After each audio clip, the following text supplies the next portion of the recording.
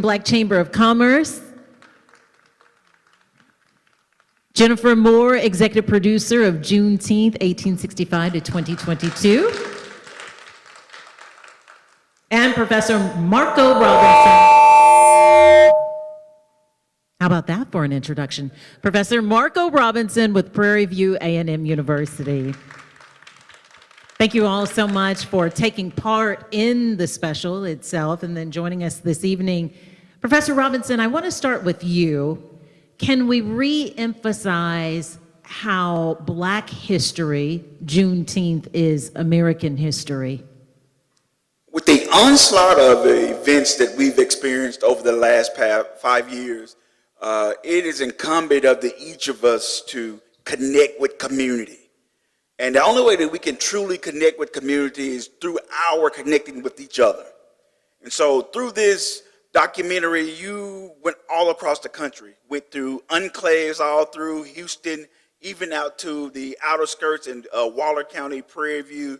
And so through that, y'all learned so much and made collaboration with each other.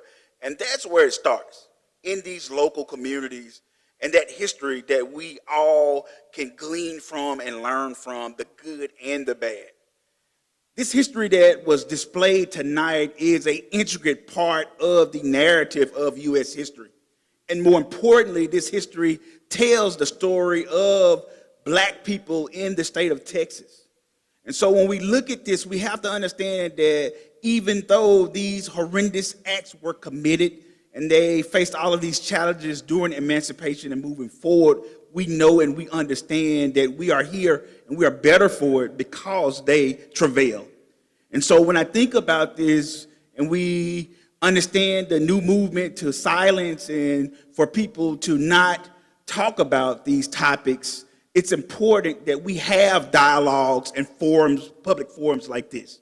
And so it's important. And I challenge each of you to dig deeper and to go forward and learn more. Let's talk about this year. You know, we decided to focus on money. And money is tied to so much in Black history, from the exploitative nature of it to the pursuit of it. And it makes the world go round, right?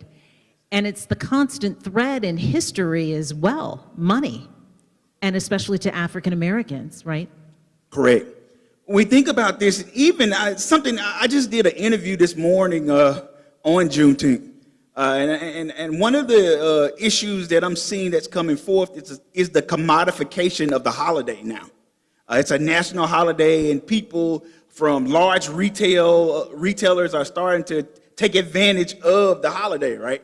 T-shirts, clothing, things that you would not usually see in their inventories. Now that they have these things to take advantage of the holidays. You know how Walmart moves in the Easter stuff, Valentine's Day stuff, and so now they've getting this holiday in the cycle, right?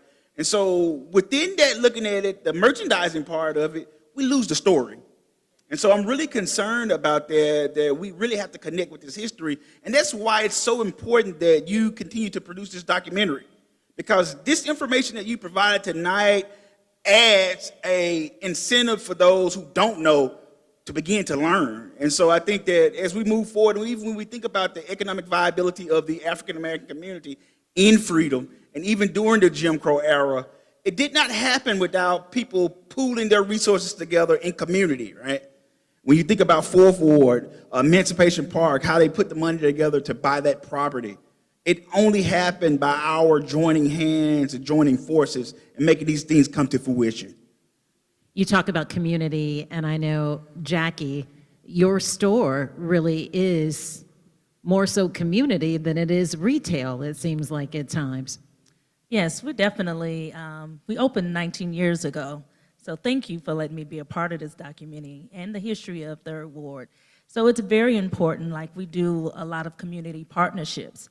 I think it's one of the reasons why we've been able to sustain and be in the community as long as we have, is being a resource and aligning ourselves with other vendors and small business people who don't have a location.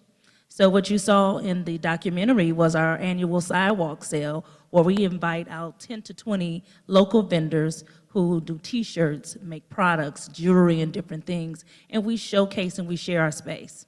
And that way we give them their visibility for our clients, and then they get to share it on social media. So the important thing for me with community, with my boutique, has been just being able to be a resource for others and welcoming the community into my boutique to host book signings, different events, and partnering with different organizations. I lost my mother due to breast cancer. We do different things with the Rose. We talk about ovarian cancer, and just also being an educator to women and using our platform just to have conversations. I know we talked about in the documentary those uncomfortable conversations that slave owner have, and I think sometime in our community, things are not always just great and fabulous, and sometimes we have to talk about the hard part, which is what I share with my clients, the journey of how I opened my business 20 years ago. Just having a background in science, something we talked about, and working and doing something in fashion that I was very passionate about, and just opening in my community so that other kids and people can see that it's possible. Community equals success, would you say, Carol? I would say there is no success without community. Our journey in this country has been so harsh that on an individual basis, we can't make it. And that's why it's so important, I think, for us to understand that in unity, we can all make it. And I really wish that we could understand the whole politics and plan behind dividing us as a community, to see it for ourselves and wake up and recognize, wait a minute, this is happening to me. This is happening to us. Somebody thought about it.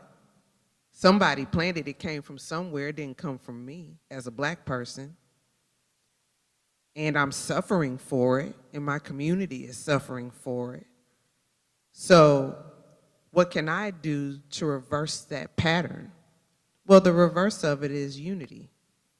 And so I'm hoping that from all the Juneteenth festivities, from documentaries like yours, which is so supremely well done, that we can understand that, seeing all that history of division and making sure that we don't make it as a group, because that's the plan. We don't make it as a group, that we can learn to form community as a group and make it push ourselves forward. I think there's a lot of understanding in knowing that we are better together than apart, and in business, and that there is room for multiple boutiques, Black-owned boutiques, restaurants, cleaning services, staffing services. There is room for all of us. There's always been room for all of us. I think the whole idea behind racism was very well thought out, and it hit multiple parts of our person. It hit us physically. We were enslaved. It's hit us mentally by making us hate each other, be jealous of each other, think that there's not enough, that there's scarcity. So that's psychological. And it has definitely put us in location. So it's encircled us in space to where we feel we can't move around. So I think when we think about that there's room for everyone, it's really just a turning of a switch. We stop thinking like we've been trained environmentally and through history and school and education to stop thinking that way and realize that there is a pattern and practice that was set forth to cause us to think that way. And so just turning that switch to stop believing that there's not enough. That's what I hope we can do. I'm going to add to this because a lot of it's programming as well.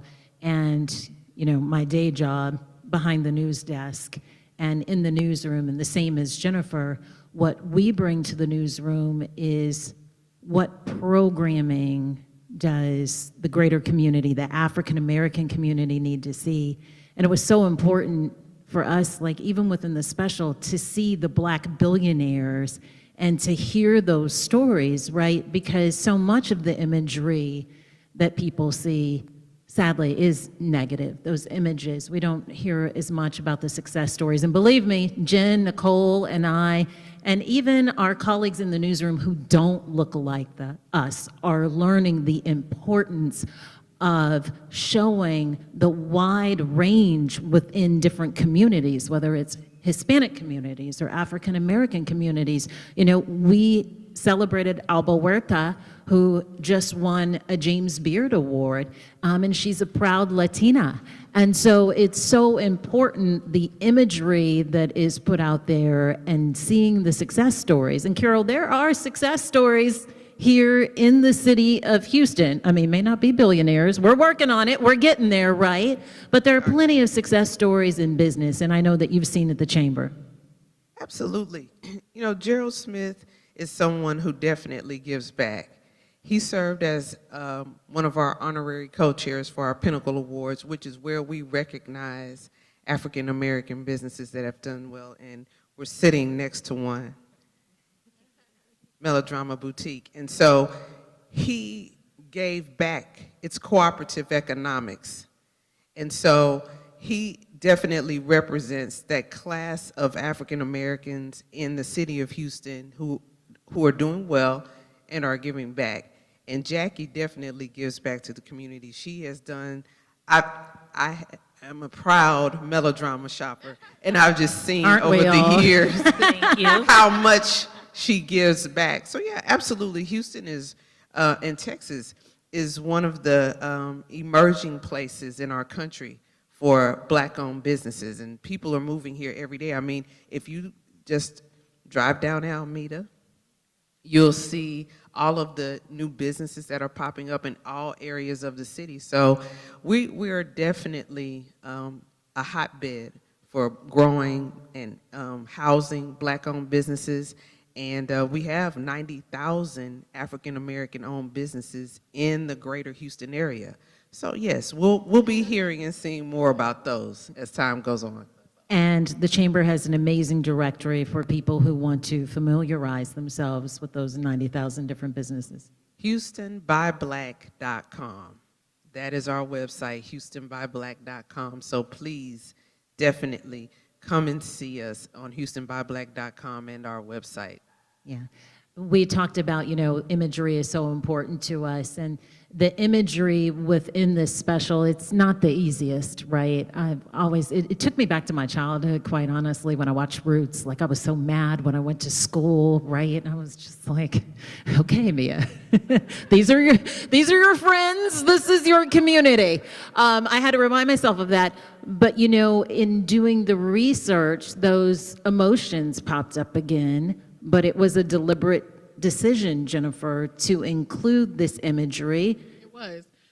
You know, one of the issues that I think we have as a society is we like to make it seem like, oh, slavery, it was uncomfortable, but it wasn't that bad. And it really was. And as hard as it was for us to look at these images and hear these things, it's important to remind people of just how bad it was.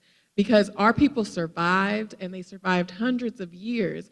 And it's beautiful that they survived, but we do not want to forget how hard it really was. And so it was very intentional, as Mia was saying, to hear the former enslaved person talking about witnessing a runaway slave who was beaten on a log and hearing him praying and shouting. And that was twofold, right? Because a lot of people think, oh, the slaves, they didn't leave, they wanted to stay there.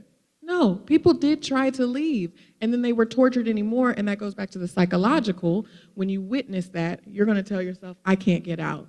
So it's just so important that people realize just how bad it is. And I always tell people, no matter what we tell you about slavery, we will never really describe how bad it was. I think it's important for people to see those images, as difficult as they are, right? I mean, that was our intention in doing this. It wasn't to gloss over or, oh, let's edit those out, right? Because it may make people turn the channel or make them uncomfortable.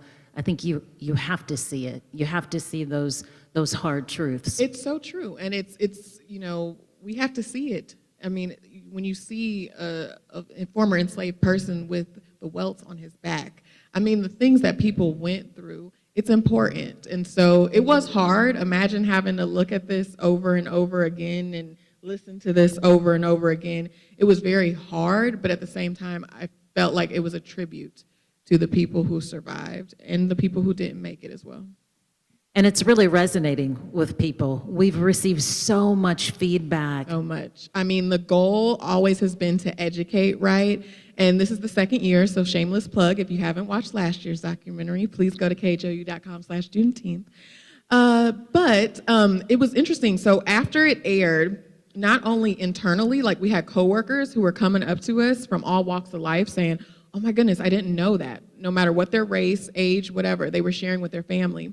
So then the reception we got after that was companies were asking us, was this aired last year before Juneteenth, the actual holiday, and right after it aired, it became a federal holiday. So every company was scrambling, to try to get to teach people about it. So we had, oil companies, healthcare companies, we had schools, we had libraries that immediately reached out trying to get our attention. So fast forward this year, and people are searching again, trying to get more information about the documentary, and it's coming from all over the country. We're seeing it in North Carolina, in Florida, in Kentucky. People are reaching out to us, and most recently, the Los Angeles Library.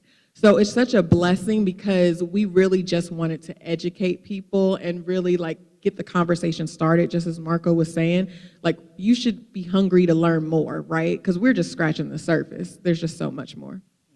We could do a week-long, hour-long series, monthly special. It could go on and on. Yeah. And I tell you, it's interesting being a public figure and being on TV every evening and coming into so many different homes and being a native Houstonian. People love to give me their feedback, and I welcome it. And for the most part, social media, it's a blessing. It is. And the people who follow me on social media, for the most part, are always respectful. And I have to make a confession. Last year when we did this, I told myself, all right, get ready. Brace yourself for the onslaught of nasty and ugly comments and messages. And can I tell you, I've never been so wrong. I didn't receive one nasty personal message about this program. And I think it really spoke to how it was produced and the heart and the sincerity. This was not meant to make anyone feel bad. This wasn't meant to make anyone feel guilty. And the messages that I received from people who do not look like me or anyone up here on the panel, I was really touched and moved by that and empowered to do even more. And even sitting here tonight, in case you were like, my goodness, this is her own special and she's down there on her phone, I was checking social media and in Facebook Messenger, ping, ping, messages from people once again, from all parts of the community. So it really is resonating with audiences. And I think people are hungry for this type of history that they're not getting. And Professor Robinson, I have to ask you, where do we continue to learn on our own about Black history and American history? Well, it starts at home. I think that as you're surfing and as you're going down your Facebook timeline, take some time to go through the resources that they're providing on their Juneteenth section of the station website. It's important. I use the first documentary in my class now. It's required watching, and so it's become a pillar of educational material at the university. And so I think that as we galvanize every level, my son is now going to high school, my daughter is going to junior high, exposure. We're in the fourth largest city in the United States, and probably the third once all of the census data comes in between Chicago, right? And so we're a metropolitan place that's filled with many different ethnicities, people from different walks of life that we must embrace. And so just as Southern we're cosmopolitan. And so looking at this, we must be informed and know about each other to embrace each other. Yeah.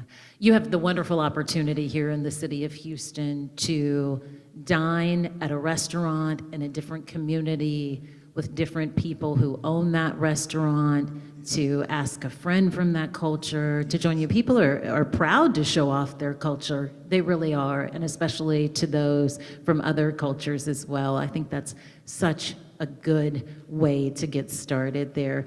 Thank you for that plug, by the way, of the website, khou.com. We did not tell him that, so that was perfect and on cue.